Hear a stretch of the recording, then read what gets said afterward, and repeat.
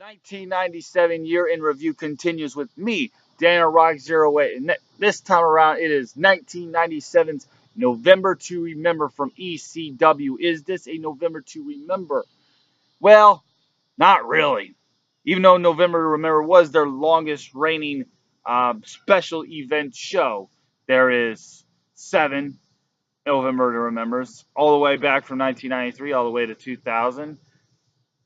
This November to Remember pay-per-view is actually fairly bad. It's actually one of the worst ECW shows there is. There's only 21 pay-per-views, and this has to be one of the weakest links. This show is just piss poor. The build-up to this show is fairly decent. Shane Douglas, who captured the ECW title from Hardcore Heaven, would lose his title to Bam Bam Bigelow, who was presented by Rick Rude. And these two guys, Bam Bam and Shane Douglas, had one awesome match on ECW Hardcore TV. Great stuff. You have Lance Storm wanting to join in on the new faction, the Triple Threat, which eventually would be Shane Douglas, Bam Bam Bigelow, and Chris Candido. So, what else is there? Well, you have Rob Van Dam. They're still doing this WWF versus ECW storyline going on. And they're going to have a flag match, whatever the fuck that's supposed to be.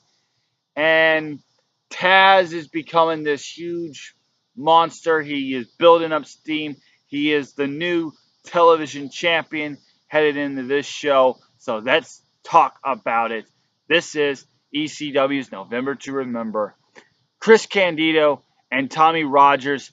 This was a fairly decent match that ended up being a tag team match when Jerry Lynn comes in and Lance Storm comes in. And then it's a tag team match, which Chris Candido and Lance Storm pick up the victory. Chris Candido wanting to always... Chris Candido didn't really care too much about Lance Storm. All he cared about was himself and one-upping Lance Storm. This was a fairly decent opener. I give it a 6 out of 10. Mikey Whipwreck defeats Justin Credible in just a semi-decent match. Nothing credible and nothing, it wasn't a shipwreck, but this was fairly decent. 5 out of 10. Taz defeats Pitbull number 2 in about 4 minutes to retain the television title. This match is bad. It's a squash match, and it's funny to see. Here's Pitbull number 2, who is coming out with his entourage, which is coming out with Pitbull number 1, and these guys are hated like crazy. Pitbull number 2 had a featured match, a big featured match with Shane Douglas at Barely Legal, gone 20 minutes, and he was sticking up for his tag team partner, Pitbull number 1, who had this halo on his head, who had this halo and was strucken down, who was thrown down by Shane Douglas in one of the most heated segments of all time. Shane Douglas almost caused a riot when he shook the head of Pitbull number 1 by the halo. And here, the Pitbulls, they're playing bit parts as both of them basically get laid out by Taz in a matter of 4 minutes. Taz defeats Pitbull number 2 to retain the television title. And it's just a Taz showcase match. 2 out of 10. Next up, we have a 4-team Tornado Tag Team Elimination match for the ECW Tag Team title. Holy shit, that's a mouthful. We have the new ECW champions headed into this show, the FBI. The FBI, their members, their tag team is Nunzio and Tracy Smothers. They also have Tommy Rich, the former NWA World Champion, in their team. They have the Dudley Boys in here with Big Dick Dudley. And you have Joel Gertner saying all these sexual things. He's like a Rubik's Cube. The longer you play with it, the harder it becomes. Ha ha ha. He's talking about his penis. Ha ha ha. The quintessential muff stuffer. So you have the Dudley Boys, you have Axel Rotten and Balls Mahoney, and then you have the Gangstanators, which is New Jack and Cronus. This match is just all over the place. New Jack, having the music play throughout the entire time he's there. Fuck New Jack. Cronus, very great, very underrated ECW talent, just like Chris Candido. Um, they were eliminated first. Then the Dudleys were eliminated, and then they tried thinking. Everyone thought that Axel and Balls Mahoney, Balls would get the ECW Tag Team Champions chips, and these two guys, they never were a champion of ECW of any sort of imaginations. Um, they came fairly close, but thanks to a Tommy Rich and other FBI members, it was not to be.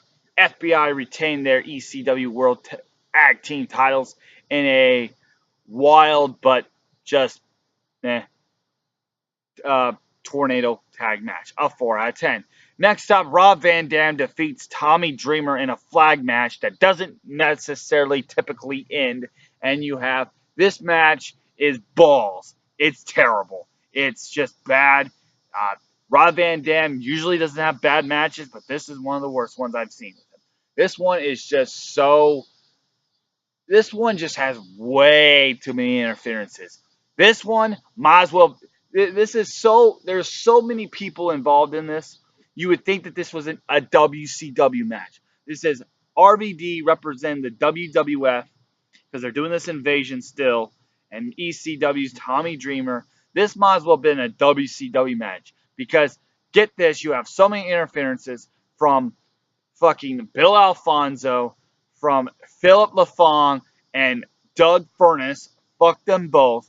From Beulah McGillicuddy, from Steven Richards, who comes back, from even the fucking referees. Even the referees, they have a spot where fucking Finnegan and some other referee attack a referee and do a double DDT. Sabu comes in and does a top rope clothesline to Beulah. And this match just ends. And Rob Van Dam, I guess, wins, even though I'm not sure how the hell he actually won. Because,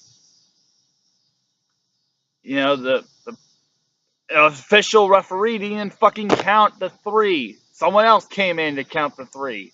So this match is just bad. It didn't have that notable pile driver that Tommy Dreamer hit on Rob Van Dam, where Rob Van Dam basically bounced like 1,000 feet in the air. This match is bad. A 2. Then we have, I'm going to say this, the worst match on pay-per-view of 1997. I said it.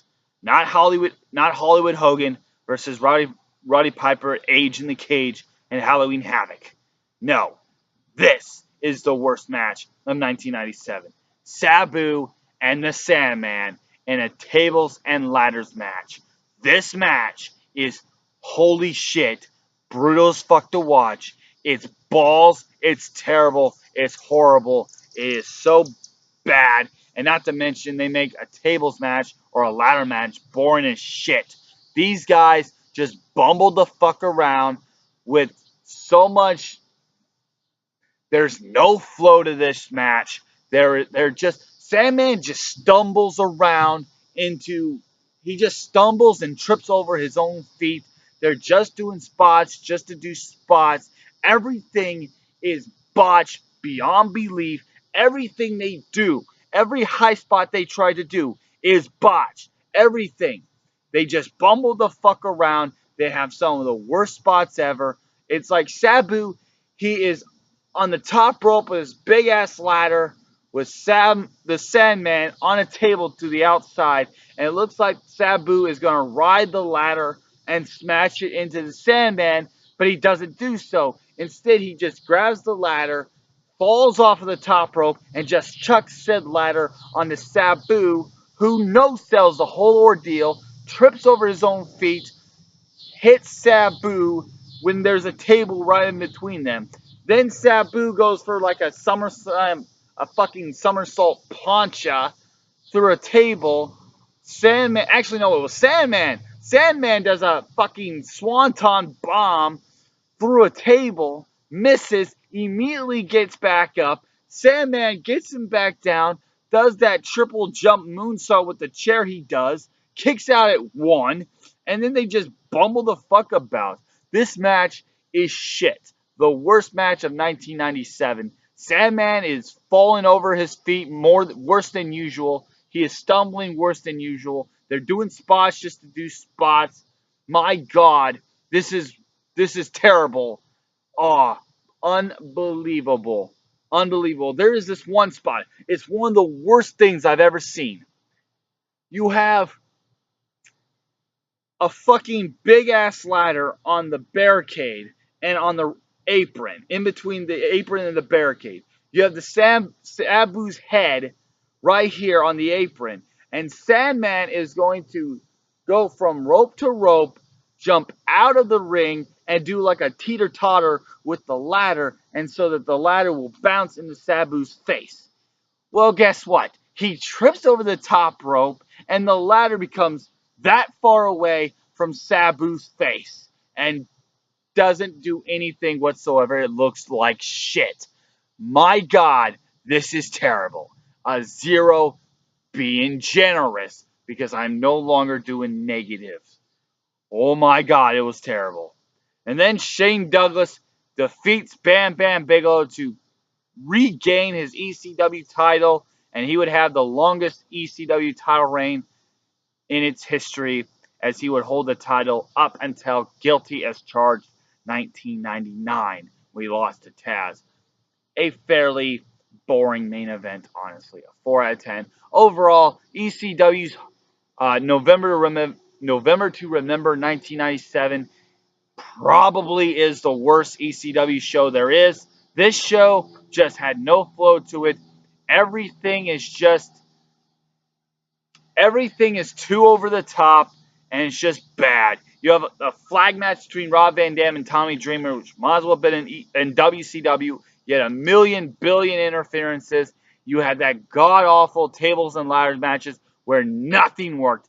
Everything, and I mean it, everything that they tried to do literally was fucked up. Literally fucked up. And just looked awful. Just looked awful. You're scratching your head like, what the hell were you guys trying to do? It's like watching a very botchy CZW match, honestly. Oh, bad. It was bad. Taz burying Pitbull number 2 after Pitbull's having this featured storyline against Shane Douglas at Barely Legal. They get squashed against Taz. You know, overall, 3.3 out of 10. Probably going to be the worst ECW show I've seen. Probably the weakest link. I'll catch you next time for WCW's World War III and the WWF's In Your House D-Generation X. See ya. Goodbye.